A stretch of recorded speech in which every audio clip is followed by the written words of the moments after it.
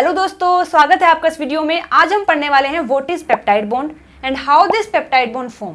तो चलिए वीडियो शुरू करते हैं। पेप्टाइड बॉन्ड पर चलने से पहले थोड़ा सा प्रोटीन के बारे में जान लेते हैं। अब अगर आपका ये सवाल है कि पेप्टाइड बॉन्ड को समझने के लिए प्रोटीन क्यों समझना है, तो यहाँ पर मैं आपको बता दूं कि ये जो प्रोटीन होता है पेप्टाइड बॉन्ड की हेल्प से ही बनता है। तो प्रोटीन के बारे में थोड़ा सा जानना जरूरी है। कितना जानना जरूरी है ये देखते हैं।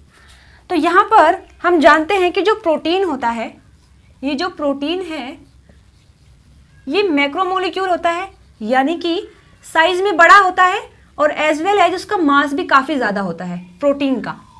और दूसरा ये है कि ये जो प्रोटीन है ये पॉलीमर होता है। प्रोटीन पॉलीमर होता है और पॉलीमर का मतलब है कि जो बहुत सारी छोटी छोटी यूनिट से मिलकर बना हुआ हो उसको हम पॉलीमर बोलते हैं। और ये जो छोटी छोटी यूनिट्स हैं इनको बोलते हैं मोनोमर। इनको बोलते हैं मोनोमर। तो in the case of protein ये मोनोमर होते हैं अमाइनो एसिड्स। बहुत सारे अमाइनो एसिड्स मिलकर प्रोटीन बनाते हैं, लेकिन इसका मतलब ये नहीं है कि यहाँ पर एक मोनोमर है, यहाँ पर दूसरा मोनोमर है, इस तरीके से काफ़ी सारे मोनोमर्स आ गए और पॉलीमर बन गया। नहीं, ऐसा नहीं होता है। बल्कि यहाँ पर मोनोमर में ये एक मोनोमर है, इस तरीके से काफ़ी सारे मोनोमर्स होते हैं और पॉलीमर बनाने के लिए एक बॉन्ड की ज़रूरत होती है जो इन मोनोमर्स को जोड़ के रखेगा। पॉलीमर का ये प्रॉपर्टी होता है कि मोनोमर हमेशा एक बॉन्ड से जुड़े हुए होंगे, तभी जाकर वो पॉलीमर बना सकते हैं। तो ये मोनोमर यूनिट्स है और यहाँ पर ये बॉन्ड है जो उनको कनेक्ट करेगा एक साथ में और फिर हमारा पॉलीमर यानी कि प्रोटीन फॉर्म होगा। और प्रोटीन के केस में ये जो बॉन्ड होता है यानी कि अमाइनो एसिड्स के बीच में ये जो बॉन्ड बनता है इसी को हम बोलते हैं पेप्टाइड बॉन्ड। इसको ही हम बोलते हैं पेप्टाइड बॉन्ड। तो देखा आपने, हमने यहाँ तक जान लिया है कि पेप्टाइड बॉन्ड एक्चुअली होता क्या है। तो पेप्टाइड बॉन्ड क्या है? अमाइनो एसिड्स के बीच में जो बॉन्ड फॉर्म होता है उनको कनेक्ट करने के लिए और प्रोटीन की फॉर्मेशन करने के लिए उस बॉन्ड को हम बोलते हैं पेप्टाइड बॉन्ड। अब देखते हैं पेप्टाइड बॉन्ड फॉर्म कैसे होता है। तो इसके लिए हमें ड्रॉ करना होगा कुछ अमाइनो एसिड्स के स्ट्रक्चर को। तो देखिए, अमाइनो एसिड्स का जो कॉमन स्ट्रक्चर होता है, कॉमन इन द सेंस कि जो हर एक अमाइनो एसिड के अंदर मिलेगा, वो कुछ ऐसा होता है। एक कार्बन होगा, इस कार्बन से यहाँ अटैच होता है एक हाइड्रोजन, इधर अटैच होता है NH2 ग्रुप और यहाँ पर होता है COOH ग्रुप और यहाँ पर होता है R ग्रुप। ये जो R ग्रुप है हर किसी अमाइनो एसिड के लिए वेरी करता है। जैसे जैसे ये R ग्रुप चेंज होता रहेगा ऐसे ऐसे ही अमाइनो एसिड की जो प्रॉपर्टीज हैं उनका जो नेमिंग है वो डिफरेंट हो जाएगा। लेकिन ये कॉमन स्ट्रक्चर है जो हर किसी के अंदर मिलेगी, यानी कि ये जो तीन चीजें होती हैं ये सभी अमाइनो एसिड्स के अंदर मिलेंगी। तो यहाँ पर हम दो अमाइनो एसिड्स ड्रॉ कर लेते हैं ताकि हम समझ सके कि पेप्टाइड बॉन्ड कैसे फॉर्म होगा।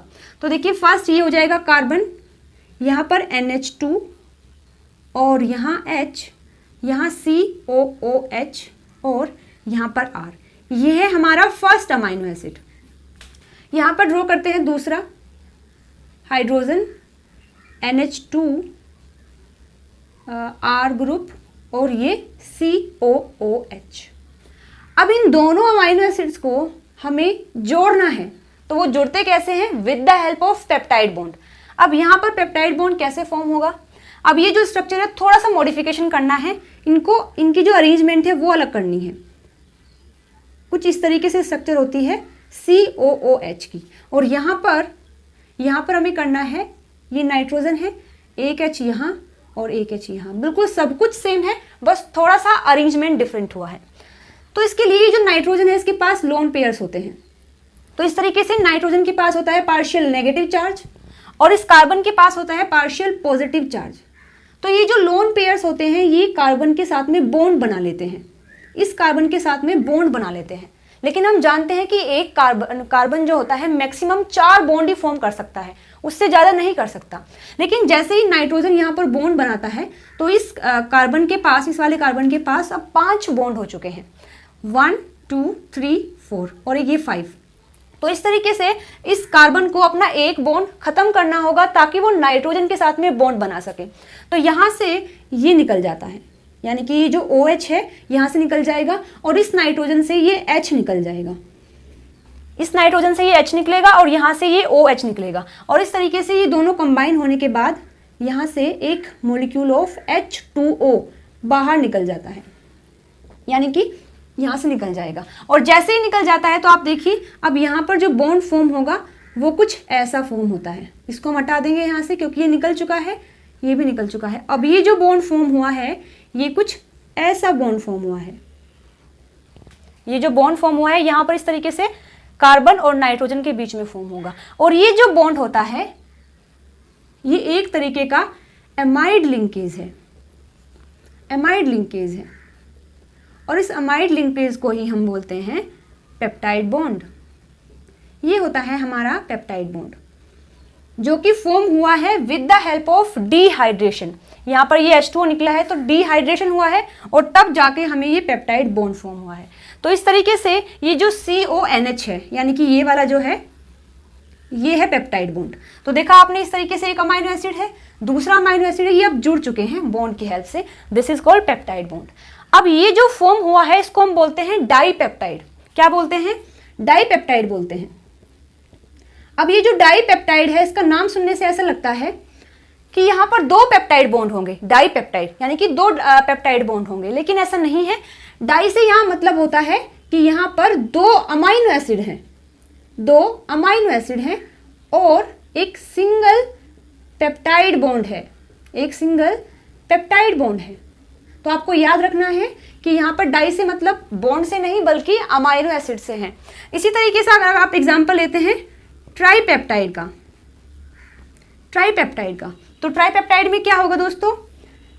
3 अमाइनो एसिड्स होंगे एंड 2 पेप्टाइड बॉन्ड होंगे, 2 पेप्टाइड बॉन्ड होंगे। कैसे? देखिए एक अमाइनो एसिड ये हो गया, एक ये हो गया और एक ये हो गया। अगर इनको हमें जोड़ना है तो हमें 2 पेप्टाइड बॉन्ड फॉर्म होंगे, करने होंगे। तो इस तरीके से 3 अमाइनो एसिड में 2 पेप्टाइड बॉन्ड होते हैं, 2 अमाइनो एसिड्स में 1 पेप्टाइड बॉन्ड होता है। और जब ये अमाइनो एसिड्स 100 से ज़्यादा हो जाते हैं यानी कि जो पेप्टाइड बॉन्ड है वो 100 से ज़्यादा फॉर्म हो जाते हैं तब जाकर एक प्रोटीन की फॉर्मेशन होती है। तो इस तरीके से प्रोटीन की फॉर्मेशन के लिए पेप्टाइड बॉन्ड जरूरी होता है। तो आज की इस वीडियो में दोस्तों इतना ही। जानकारी अगर आपको अच्छी लगी है तो वीडियो को लाइक शेयर सब्सक्राइब जरूर से करना। Thank you.